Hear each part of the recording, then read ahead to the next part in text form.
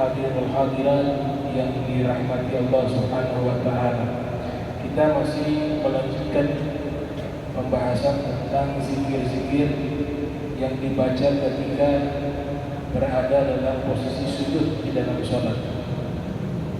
Pertemuan yang lalu telah disebutkan riwayat di dalam kutubi sunan, di dalam kitab-kitab sunan, bacaan zikir yang dibaca ketika sujud paling minimal itu adalah Subhana Rabbiyal A'la thalathan, dibaca sebanyak 3 kali.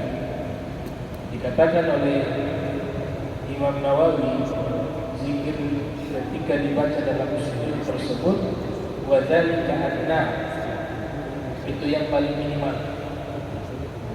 Yang paling penting di dalam sujud itu zikirnya diawali dengan kalimatul tasbih subhana. Itu yang paling penting. Nah, selebihnya itu redaksinya berbeda satu dengan lainnya, tapi kesimpulan keseluruhan diawali dengan kalimat mensucikan Allah, yaitu subhanallah atau subhana rabbi.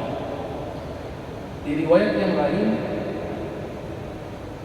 doa tersebut atau zikir tersebut redaksinya adalah subhanaka wa bihamdika la ilaha illa anta. Itu juga bisa digunakan di saat sujud. Di redaksi yang lain berupa doa, yaitu Allahumma a'udzu biridhaka min sakhatik wa bimu'afatika min 'uqubatik wa a'udzu bika minka la uhsi thana'an 'alaika anta kama athnaita 'ala nafsik.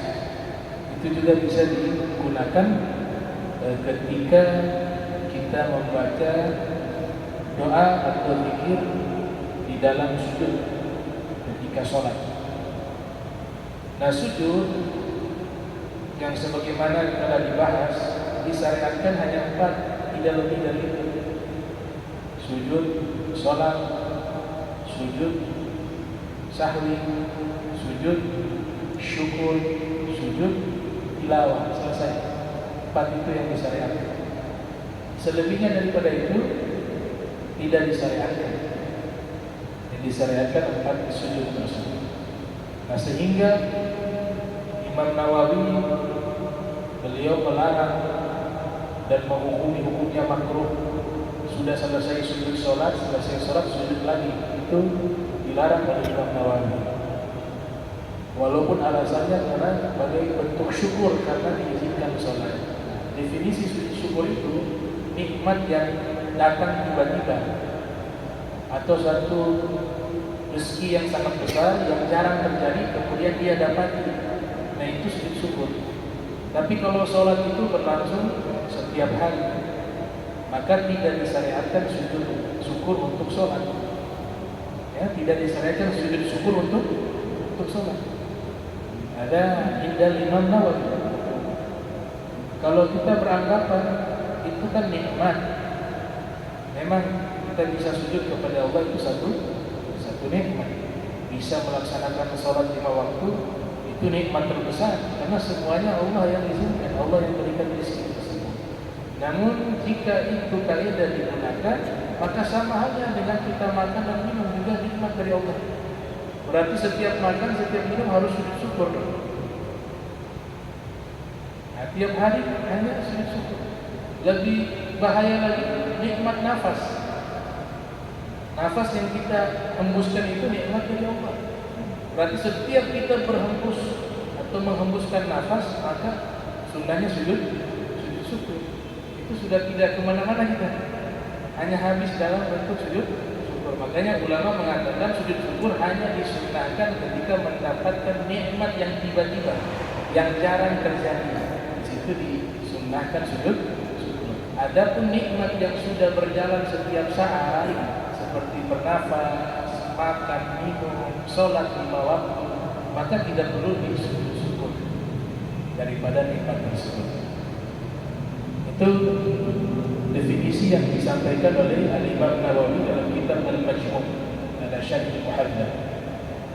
Kemudian doa lainnya, dan ini Tadi dikatakan doa itu yang kita baca ketika sujud bukan hanya doa tersebut, bisa doa-doa yang lain bebas.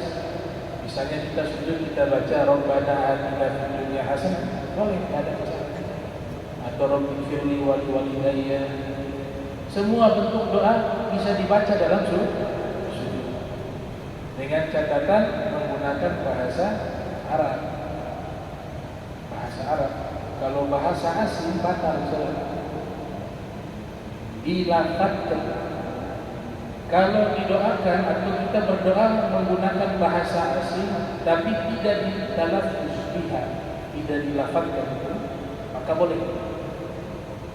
Jadi kita doa pakai bahasa kita masing-masing, bukan menggunakan bahasa Arab, diperbolehkan oleh para ulama, diperbolehkan di dalam syariat kita dengan syarat tidak dilafadzkan. Kalau dilafadzkan doanya harus berbentuk bahasa. Yang paling afdal doa yang diajarkan oleh Nabi Muhammad SAW atau doa yang ada di dalam Al-Quran. Itu paling afdal Al-Quran dan Sunnah. Namun ketika membaca doa yang ada di dalam Al-Quran atau doa yang ada dalam hadis Nabi, jangan niatkan membaca Al-Quran dan membaca hadis. Kalau itu diniatkan seperti itu jadi makruh. Baca Al-Quran dan hadis, tapi niatnya baca doa. Doa itu sumbernya dari Al-Quran maupun dari hadis Nabi Muhammad sallallahu alaihi wasallam. Wa ruwina fi sahih Muslim an Ibnu Abbas radhiyallahu ta'ala anhuma anna Rasulullah sallallahu alaihi wasallam qala fa amma ar-ruku' fa'azzimu fihi rabban wa amma as-sujudu fastahidu fi ad-du'a faqaminun ay yustajaba lakum. Diriwayatkan kepada kami di dalam Sahih Muslim yang disusun oleh Imam Muslim, lahir tahun 204 Hijriah, wafat 261 Hijriah. Ini hadis Sahih Muslim mengumpulkan sekitar 4.000 lebih hadis Nabi Muhammad SAW. 4.000 lebih. Kemudian Sahih Muslim ini kitab paling sahih di dalam hadis Nabi setelah Sahihul Bukhari. Walaupun ada sebagian ulama mengatakan Sahih Muslim lebih sahih dari Sahih Bukhari. Ada pendapat ulama demikian.